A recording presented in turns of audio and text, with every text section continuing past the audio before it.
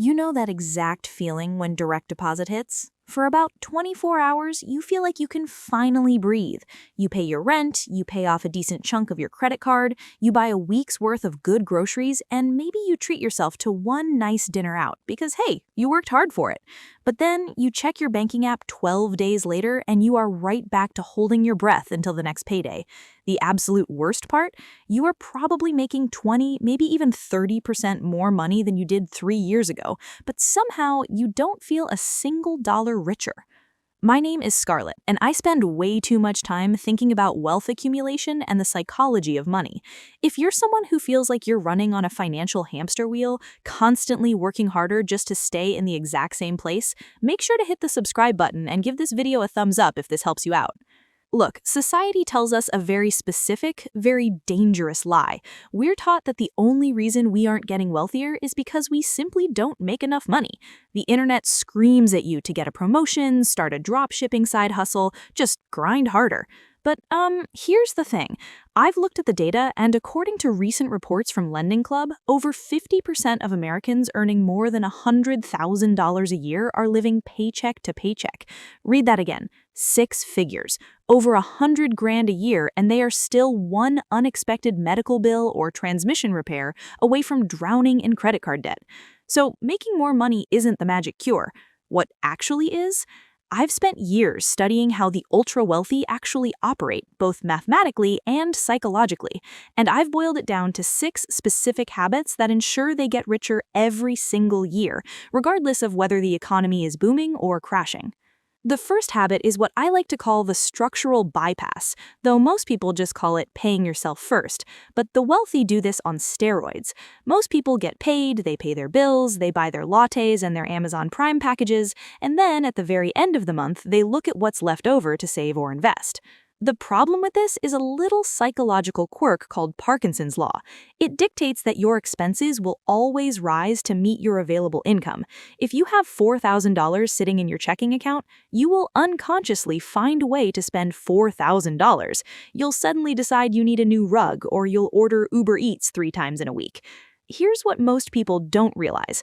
Billionaires do not use willpower to save money. Willpower is exhausting, and financially, it's basically useless. Instead, they engineer their finances so they never even see the money in the first place. Let's look at the math. If you take home $5,000 a month and you want to invest 20%, that's $1,000. If you leave it in your checking account and wait until the 30th of the month, that $1,000 is going to mysteriously turn into a weekend trip and a round of drinks. But if you set up an automated transfer that pulls that $1,000 into an S&P 500 index fund on the exact morning you get paid, you force yourself to live on the remaining $4,000. It's a psychological trick. You literally become blind to the money you're using to build wealth. Now, you might be thinking, Scarlet, I literally can't afford to invest $1,000 right now. My rent is insane and groceries are through the roof. I get it, I really do. But start with $50, start with $20. The actual dollar amount matters so much less right now than building the neurological pathway, the habit that your future self gets paid before your landlord or a restaurant does. Which brings us directly to habit number 2, shifting from a consumer to an owner.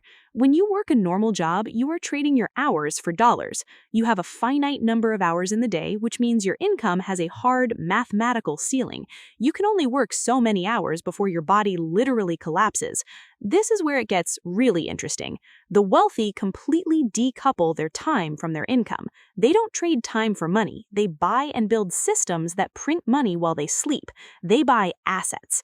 An asset is simply a machine that puts money into your pocket. A liability is a machine that takes money out. Think of your financial life like a massive game of tug-of-war. Every time you buy a depreciating car with an 8% interest rate loan or finance a $2,000 couch on a credit card, you are adding big, heavy guys to the opposing team, pulling you towards being broke.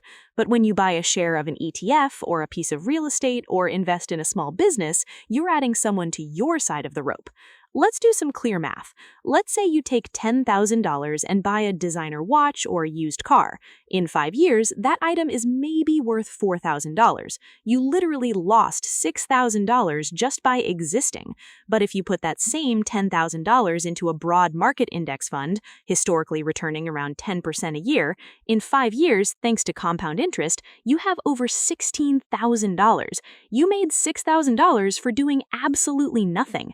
The psychology here is fundamentally changing how you look at a dollar. Next time you want to buy a new iPhone, stop and ask yourself, do I want to hand Apple $1,200 or do I want to own $1,200 worth of Apple so they pay me a dividend every quarter? Habit number 3 is mastering asymmetric risk. Average people are absolutely terrified of risk. We're taught in school to play it safe, get the steady job, don't rock the boat. When normal people think of risk, they think of going to Vegas and putting their life savings on black. Look, that isn't risk, that is just being stupid. Billionaires take asymmetric risks. What does that actually mean? It means the potential downside is strictly capped, but the potential upside is practically limitless. Think about starting a YouTube channel, or a digital newsletter, or reaching out to a high-level mentor. What's the downside? Let's say you spend 10 hours a week, maybe buy a $100 microphone, and absolutely no one watches your videos. You lose a little bit of free time and $100. You survive. But the upside? You build an audience, you monetize, and you create an income stream that makes you $10,000 a month for the next 10 years. The math heavily favors taking the shot. The wealthy are constantly placing these low-cost, high-reward bets, knowing that they only need one to hit to completely change their financial trajectory forever. If you're coming home from work and sitting on your couch watching Netflix for 3 hours every single night, you are taking 0 bets. Your downside is 0, but your upside is exactly the same, 0. This brings us to habit number 4. And this one usually makes people a little uncomfortable. It's understanding the difference between toxic debt and tactical leverage. We are pounded over the head with this idea that all debt is a financial sin. You have financial gurus yelling at you on stage to cut up your credit cards and pay cash for everything. And look, if you have a shopping addiction and can't control yourself in a Target, then yes, please listen to them. But if we are talking about how the billionaire class actually builds wealth, telling them to avoid all debt is like telling a carpenter to avoid using a hammer. To the wealthy, debt is a tool. It is leverage. Let's look at the math, because this is where the middle class gets completely left behind. Toxic debt is taking out a 24% interest credit card to buy clothes that immediately lose their value. But tactical leverage? Let's say you want to buy a rental property worth $100,000. Normal advice says you need to save up $100,000 in cash, but the wealthy put down 20%, which is $20,000, and borrow the remaining $80,000 from the bank at a fixed interest rate. Now, let's say the property appreciates by a very standard 5% that year. The house is now worth $105,000. Here's what most people don't realize. You didn't just make a 5% return. You made $5,000 in profit based on your $20,000 investment. That is a 25% cash-on-cash return, while the bank's money did all the heavy lifting and your tenant paid down the mortgage. The wealthy use other people's money and other people's time to exponentially multiply their own wealth. They aren't afraid of debt. They're afraid of the wrong kind of debt. Habit number 5 focuses on a massive psychological trap. It is the shift from a scarcity defense to an abundance offense. If you grew up in a household where money was tight, you probably have a deep psychological wiring that says the only way to get richer is to spend less. You clip coupons, you skip the $5 coffee, and you spend 3 hours driving across town just to save $12 on a piece of used furniture. Now, you might be thinking, Scarlet, didn't you literally just tell us to stop buying stupid things in habit 2? Yes, but there is a mathematical floor to how much you can cut, and there is no ceiling to how much you can earn. Let's say you make $60,000 a year. No matter how much you sacrifice, no matter how much you suffer and turn your life into a miserable spreadsheet, you can only realistically cut your expenses down by maybe $5,000 or $10,000 before you literally cannot survive. You hit a brick wall. The ultra-wealthy understand that frugality is a defensive strategy, and you cannot win a game just by playing defense. Instead of spending 80% of their mental energy trying to save $100, they spend 80% of their energy figuring out how to increase their income by $10,000. This means investing in high-income skills.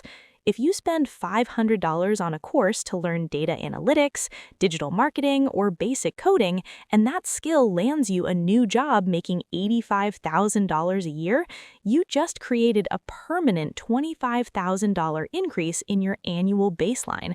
Stop trying to shrink your life to fit your current income and start expanding your income to fund the life you actually want. Which brings us to the sixth and final habit, and honestly, this is the most critical one. This is where it gets really interesting because it's the exact opposite of what you see on social media. The wealthy have mastered what I call the boredom threshold. We are biologically wired to crave dopamine. We want excitement. So when normal people decide they want to get rich, they start day trading. They buy obscure cryptocurrency with dog logos. They chase whatever trendy tech stock is making headlines that week because it feels like a casino, and casinos give you a rush. But I need you to hear this loud and clear. True wealth creation is incredibly, aggressively boring. There was a famous internal performance review conducted by Fidelity Investments years ago. They looked at all of their client accounts to see which demographic of investors had the highest returns. Do you know who performed the best? It wasn't the Ivy League hedge fund guys. It wasn't the active day traders. The best performing portfolios belonged to people who were literally dead. And the second best performing group? People who had completely forgotten they even had an account. The psychology is undeniable. When you actively tinker with your investments, buying high out of FOMO and panic selling out of fear, you destroy your compounding curve. The billionaire habit is building an automated, boring strategy, like dollar-cost averaging into low-cost index funds every single week, and then having the emotional discipline to completely ignore it for a decade. Warren Buffett is worth over $130 billion, and he made over 99% of that wealth after his 50th birthday, simply because he sat still and let compound interest do the work.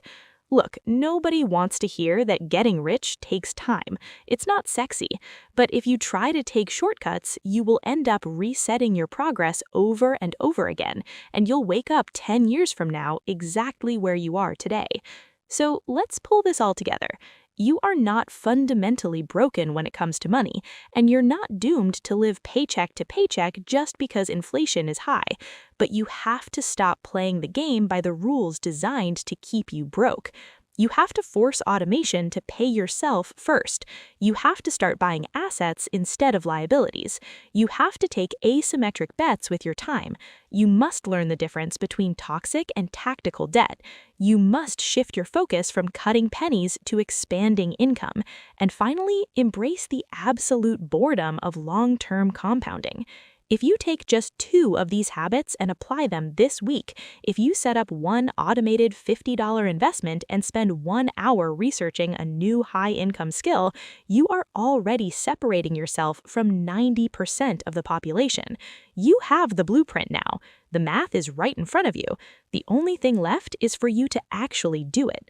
If this video shifted your perspective today, please hit that like button so the algorithm knows to push this financial education to more people who need it, and subscribe so you don't miss next week's breakdown. Let me know down in the comments which of these 6 habits you struggle with the most. Take control of your money this week, guys. I'll see you in the next one.